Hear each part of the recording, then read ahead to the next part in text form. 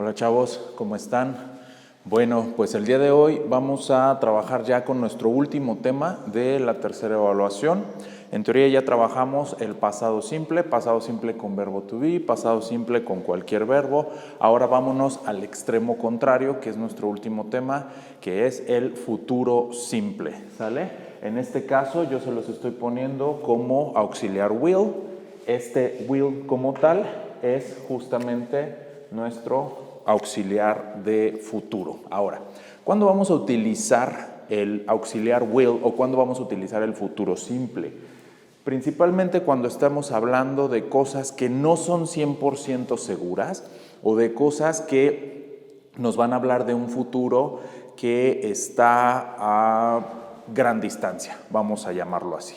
No es lo mismo decir yo voy a ser mamá, ¿sale? A lo mejor en 10, 15 años, que decir yo voy a ver una película esta noche.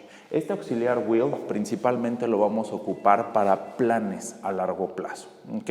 Ahora, vamos a empezar en cómo se forma una oración.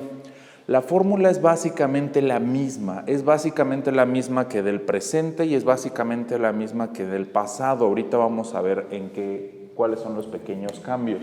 Primero, tenemos aquí un sujeto que en este caso sería you, ¿sale? Después nos vamos con will y este will va a ser nuestro auxiliar, es el que nos va a ayudar a convertir la oración en futuro, ¿sale? ¿Se acuerdan que tenemos, por ejemplo, en el presente hay dos auxiliares, ¿no? Que es do y does. En el pasado tenemos un auxiliar nada más para todas las personas que es did. En este caso, will va a ser nuestro auxiliar para todas las personas. En el momento que yo meto will a esta oración, automáticamente ya estoy hablando en futuro. Entonces, you will y después have, este have sería nuestro verbo y después a house sería nuestro complemento. Entonces, ¿cuál es la fórmula de una oración afirmativa? Es un sujeto más el auxiliar más el verbo más el complemento. Ahora, vamos a llevarnos esa misma fórmula hacia el negativo. Tenemos igual un sujeto, tenemos igual un auxiliar y después aquí tenemos nuestro primer cambio que sería nuestra negación, ¿sale? Este not hay que agregárselo, igual que al do not, igual que al did not, es exactamente lo mismo, solamente que ahora en lugar de estos que utilizo para presente y pasado, entonces ahora voy a utilizar el del futuro. Después nos vamos con un verbo, ¿sale? Acuérdate que cuando hay auxiliares el verbo no se afecta, entonces el verbo queda tal cual, ¿sale? You will not have a house, que sería nuestro complemento.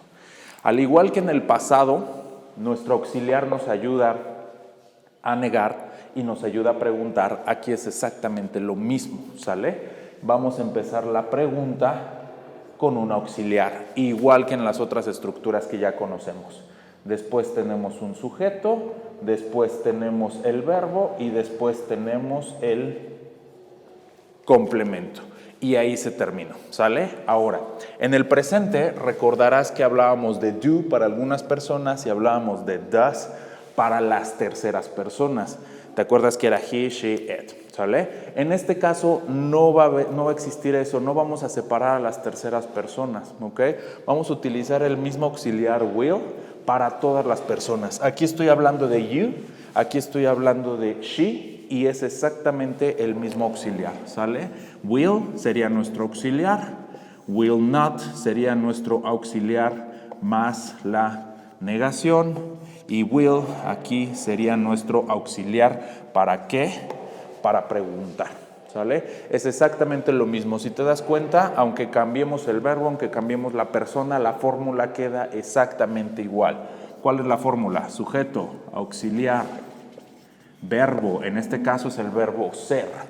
Y por último tenemos un complemento, ¿sale? Sujeto, auxiliar, verbo, complemento, sujeto, auxiliar, verbo, complemento. No importa que cambie la persona, no importa que cambie el verbo, no importa que cambie el complemento, la fórmula es la misma.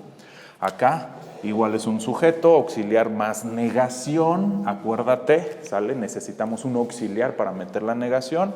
Después tenemos aquí el verbo y después el complemento, ¿ok?